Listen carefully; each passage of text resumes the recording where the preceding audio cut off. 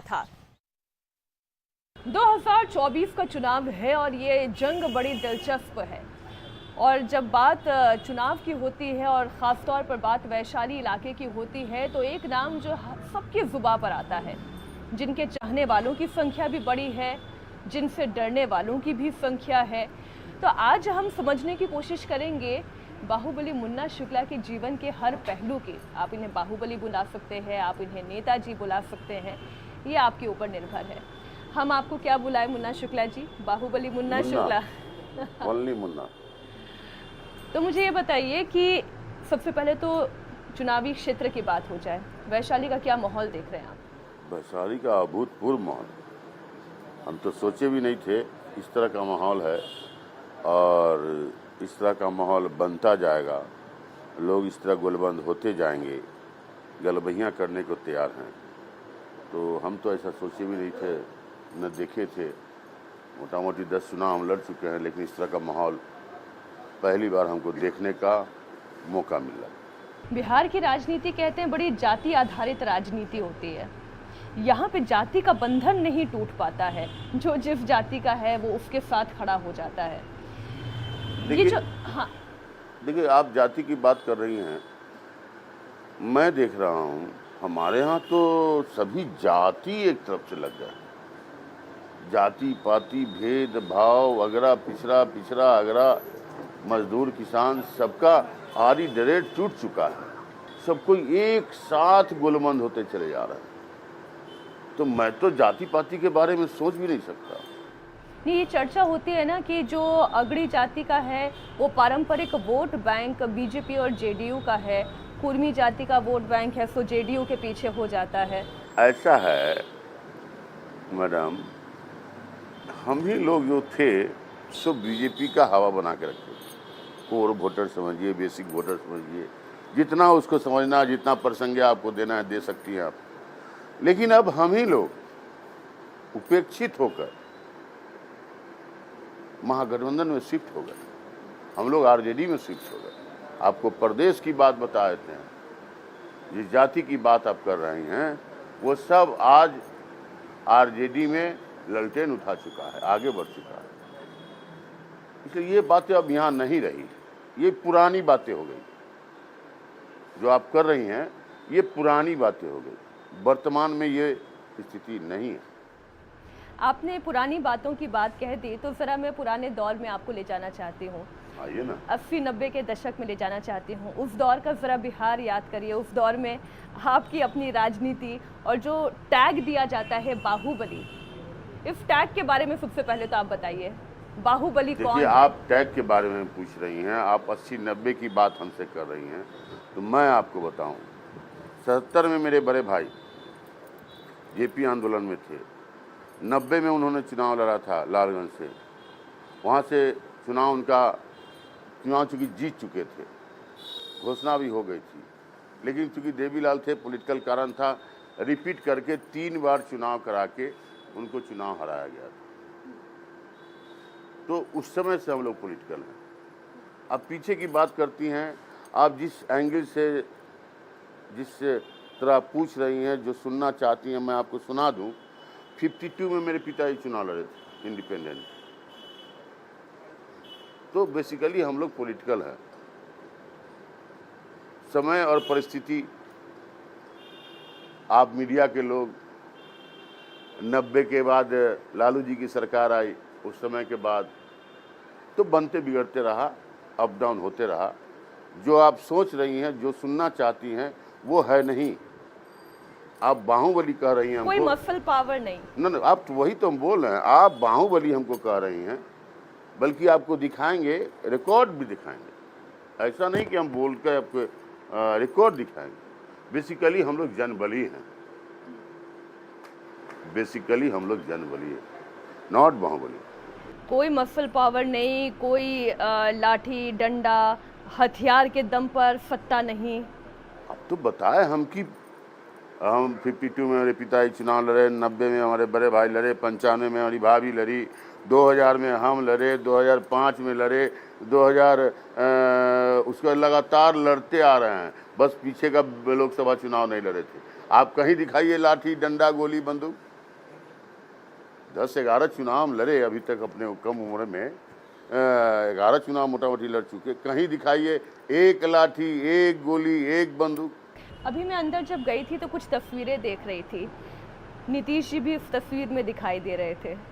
नीतीश जी से क्या नाराजगी हो गई? अरे हमको काहेगा का नाराजगी। एक समय था नीतीश जी के लिए हम लोग लगे थे, लालू जी के कारण नीतीश जी की सरकार बनी। नीतीश जी की अपनी राजनीति थी, हम लोगों से मिलके अपना सरकार बना लिए, अपनी राजनीति करके हम लोगों को फिर आउट कर दिए। हम लोगों से मतलब हम ही से नहीं, मैं पूरे प्रदेश की बात करूं, मेरे समाज को आउट कर दिए। हम लोग आ गए अपने जगह पे।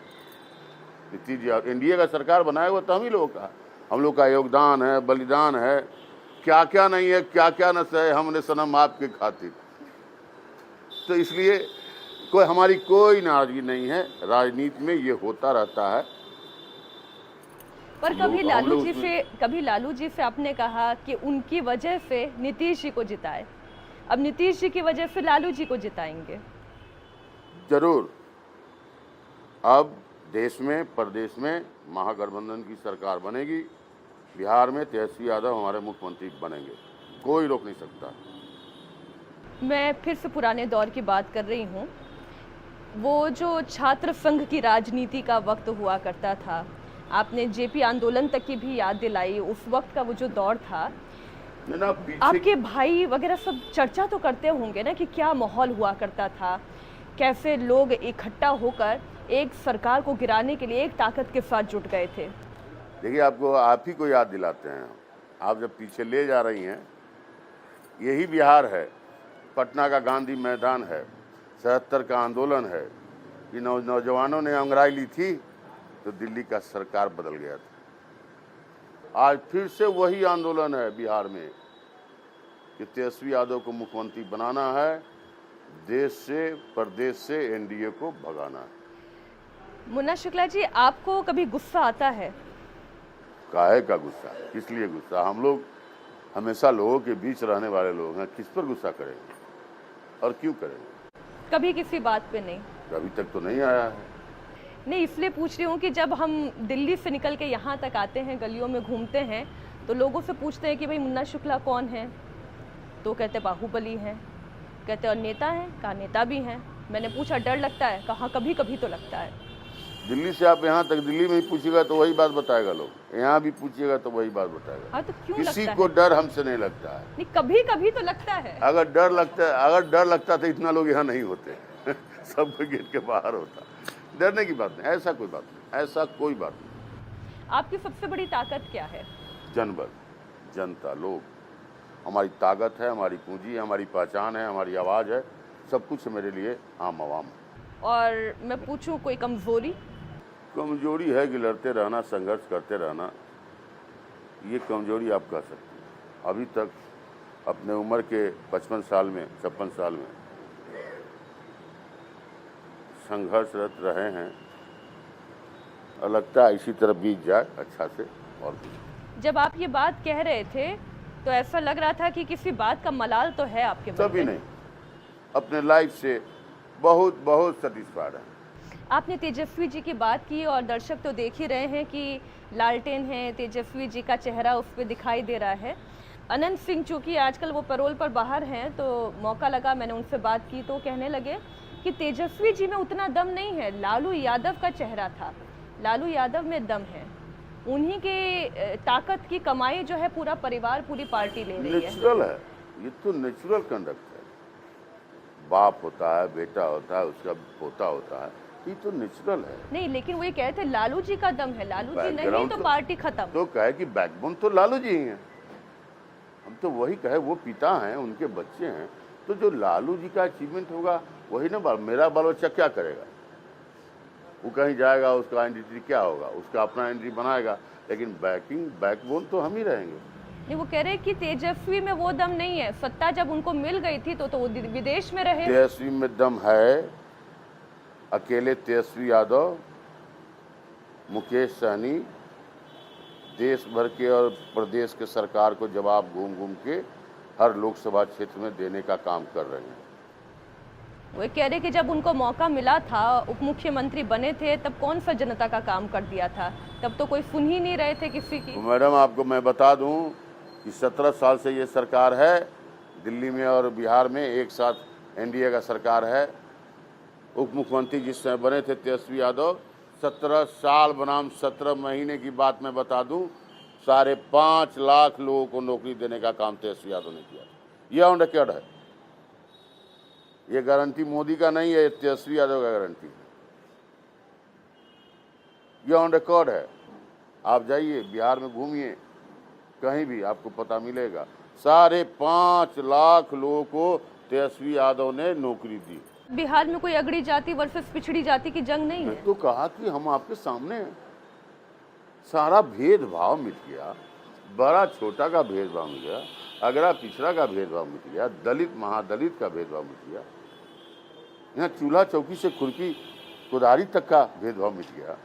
इसलिए ऐसा नहीं है, बिहार में नहीं है।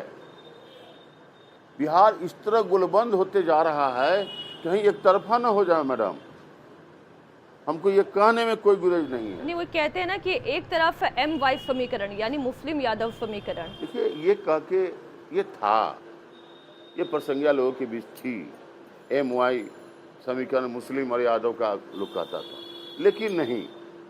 अब हम A to Z की बात करते हैं, अब हम माई बाप की बात करते हैं, अब हमारा समीकरण ये है। अब हम MY समीकरण पिछले दिनों की बात थी। अच्छा, ये जो आपने बाप समीकरण समझाया, ये जरा दर्शकों को समझाइए। देखिए हम पहले कहा A to Z, इसमें सभी की सहभागिता है। अब देखिए आपको समीकरण, आपको उदाहरण दे देते हैं। अभी जो लोकसभा है 40 सीट हमारे यहाँ, मुन्ना शुक्ला वैशाली से है, अजय निषाद यहाँ मुजफ्फरपुर से हैं, सर्वजीत पासवान गया से हैं, डॉक्टर राजेश कुशवाहा मोतिहारी से हैं, रितु जायसवाल क्या बताएं शिवहर से हैं। हमारा सब जगह का आप समीकरण देखिए ना। नहीं, उधर तो आनंद मोहन, लवली आनंद, चेतन आनंद का बाहुबल भी है। नहीं, हम अपनी बात कर रहे हैं। आपने बोला शिवहर तो हमने याद दिला दिया कि नहीं, हम महागठबंधन की बात का, आपको समीकरण की बात बता रहे हैं। समस्तीपुर से हजारी हमारा लड़ रहा है, तो आप देखिए कौन सा समीकरण की बात करते हैं। तो ये जो मोदी का चेहरा, मोदी उदी तो अपना काम अपने कर चुके। आप ही लोग के माध्यम से हमको जानकारी मिला, जो फर्स्ट फेज सेकेंड फेज का जो चुनाव हुआ, अभी तीसरे चरण आज चल रहा है, 102 और 88 या 87 का जो सेकेंड फेज में हुआ, आप ही लोगों के न्यूज के माध्यम से हम सुने कि जो 8% से 10% वोट माइनस हुआ, कौन वोट है वो? आप लोग का विश्लेषण सुनते रहते हैं, वही वोट है, वो 2 करोड़ नौकरी का वोट है, किसान के आमदनी दुगुना होगा उसका वोट है। हम तो कहे कि यहाँ जिस तरह का गुलबंदी हो रहा है, जिस तरह का समीकरण गणित कम्बिनेशन जो आ रहा है, हम तो समझते हैं विरोधी यहाँ साफ हो जाएंगे, हैं ही नहीं, और सिर्फ जुमलाबाजों के नाम पर। वो तो कह रहे हैं कि जितनी है सारी समेट ले जाएंगे। अच्छी बात, जवाब तो जनता मालिक को देना है, मतदाता मालिक जवाब देंगे, हम आप तो जवाब देंगे नहीं, हम तो बोलेंगे। वही बोल रहे हैं 400 के पार, हमको नहीं लगता 400 के पार। ये सब देखिए, उनको हर लेवल पर, हम इस प्रदेश में बिहार में जो हमारा गठबंधन है, अन्य प्रदेशों में अन्य गठबंधन है, लेकिन हर जगह का जवाब उनको मिल रहा है। और आप लोगों के माध्यम से जहाँ तक हम अप टू डेट हैं, जो 8 से 10% वोट 2 चुनाव में माइनस हुआ है, वो उनका काम कर चुका है। आपने रंग बड़ा अच्छा सुंदर कुर्ते का पहना हुआ है, इस रंग को देख के एक बात ध्यान आ गई। राम मंदिर को लेकर तेजस्वी जी ने ये कहा था कि मंदिर से गरीब का उत्थान नहीं होगा, लेकिन राम मंदिर में तो गरीब का 1 रुपया भी लगा है, अमीर के करोड़ों भी लगे हैं, और ये सब जनता के पैसे से ही राम मंदिर तैयार हुआ है। आपको नहीं लगता कि राम मंदिर को लेकर कोई भी आलोचना, इससे आरजेडी को, विपक्ष को बचना चाहिए? विपक्ष क्या कर रहे हैं कि हमारे पास राम नहीं है? नहीं, वो राम मंदिर हम को क्या लेकर कर रहे हैं? हम तो मंगल है तो लाल कुर्ता पहने, तो मंगल के कारण लाल कुर्ता पहने। विपक्ष क्या कह रहा है कि राम नहीं है? हम क्या करेंगे? राम नहीं है? अरे राम तो मैडम कन कन में है, तो राम मंदिर जाने में आपत्ति क्यों है? नहीं, कभी नहीं, ऐसा नहीं है, कभी नहीं।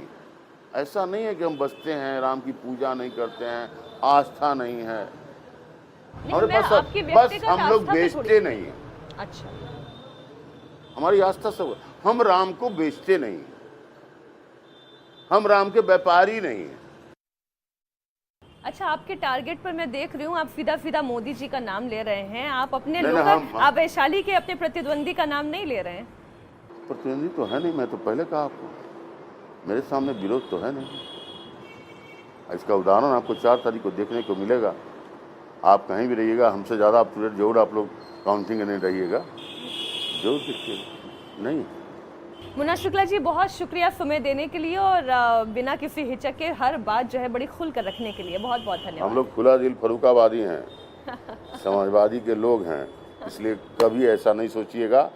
जो भी मिलेगा आपको यहाँ ज़मीन पर मिलेगा। जुमलाबाज लोग अब देश खाली करें, महागठबंधन आ रहा है, चौकीदार को लोग रगड़ देगा, देखिएगा मैडम। धन्यवाद, बहुत बहुत धन्यवाद।